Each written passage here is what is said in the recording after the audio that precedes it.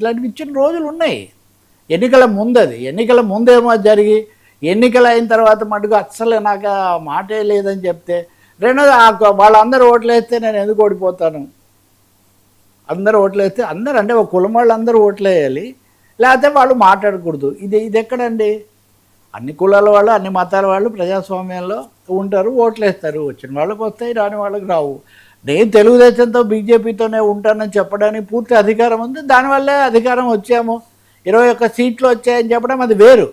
కానీ ఇలా కాకుండా మీరు ఇంకా పెరగాలి అని ఎవరన్నా అంటే వాళ్ళందరికీ కూడా ఏదో దురుద్దేశం ఉంది, ప్రేమలు పెరిగిపోయినాయి.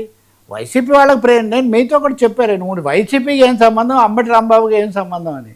కానీ అభిమానులకు ఉండదా అనేవాళ్ళంతా వ్యతిరేకులేనా? చాలా ఆశ్చర్యం కలుగుతుంది. ఇంకోటి ఏమో ఇన్ని మాట్లాడేసి 11 సీట్లు కూడా రాని వాళ్ళు మాట్లాడితే ఎట్లా? ఇప్పుడు వాళ్ళు ఏమంటున్నారు, మీరు ఒక్క సీట్ కూడా రానప్పుడు మా మీద మాట్లాడలేదా అంటున్నారు. మీరేం సమాధానం ఇస్తారు? సరే, దిస్ ఇస్ ది డెమోక్రసీ అండి, ఇదే ప్రజాస్వామ్యము. సీట్లే రాని వాళ్ళు, అసలు పార్టీ లేని వాళ్ళు కూడా సోషల్ మీడియాలో మాట్లాడతారు. దానికి ఏముంది? మాట్లాడాలంటే 11 సీట్లు వచ్చిన వాళ్ళు మాట్లాడకూడదంటే అది ఎలా కుదురుతుంది? కాబట్టి తప్పులను విమర్శించడం వేరు, కానీ ఒక అసహనం, ఒక ఆగ్రహం, దేని మీద ఆగ్రహం? విజయ్లాగా మీరు కూడా ముఖ్యమంత్రి కావాలని ఎవరన్నా అంటే వాళ్ళ మీద ఆగ్రహం, అసహనం అవసరమా? ఇవి సరైన పద్ధతిలో లేవు. ఇంకోటి, ఆంధ్రప్రదేశ్లో ఏమున్నాయి? కులమతాలు ఉన్నాయేమో, జోకా అండి అది. ఆంధ్రప్రదేశ్ అంటే కులమతాల నిలయమా? దేశంలో మిగతా చోట్ల లేవా కులమతాలు? తమిళనాడులో ఇప్పుడు విజయ్ గెలిచిన ఇదే తమిళనాడులో కులానికి ఒక పార్టీ ఉంది.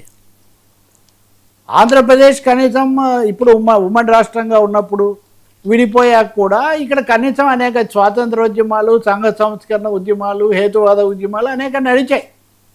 ఇక్కడ కేవలం కుల మతాలే ఉండుంటే ఇవన్నీ సాధ్యమయ్యేవి కాదు. ఇప్పుడు కూటమిలో కేవలం కులం ప్రకారమే నడుస్తుంది అది. ఒకవైపున మీరే కాదంటుండ్రి, ఇంకోవైపున ఆంధ్రప్రదేశ్ అంటే ఆంధ్రప్రదేశ్ ప్రజలందరూ కుల మతాల్లో కొట్టుకుపోతున్నట్టు, తాము మాత్రం అతీతంగా ఉన్నట్టు రాజకీయ నాయకులు, అందులో కీలక పదవుల్లో ఉన్న వాళ్ళు మాట్లాడితే ఎలా కుదురుతుందండి? చాలా ఇబ్బందికరంగా. మరి ఆయన ఒక విధంగా పరిస్థితిని బట్టి ఒక ఒత్తిడి వల్ల లేదా అసహనంలో ఉన్నారేమో తెలియదు, కానీ చాలా పొరపాటు సంకేతాలు, ఇబ్బందికరమైన వ్యాఖ్యానాలు మటుకు చేశారు. అది వరకు కూడా 1-2 చేశారు, అప్పుడు కూడా చెప్తే కొన్ని సవరించుకున్నారు, కొన్ని ఏమో ఇప్పటికీ అలాగే ఉన్నాయి. ఇంకోటి, ఎట్టి పరిస్థితుల్లో నేను సనాతనం వదులుకోను అని చెప్తున్నారు, అంతే కదా? అక్కడ కూడా చెప్పారు. సార్, సనాతనం అంటేనే వర్ణ వ్యవస్థ, చాతుర్వర్ణం మయా సృష్టం గుణకర్మ విభాగశః.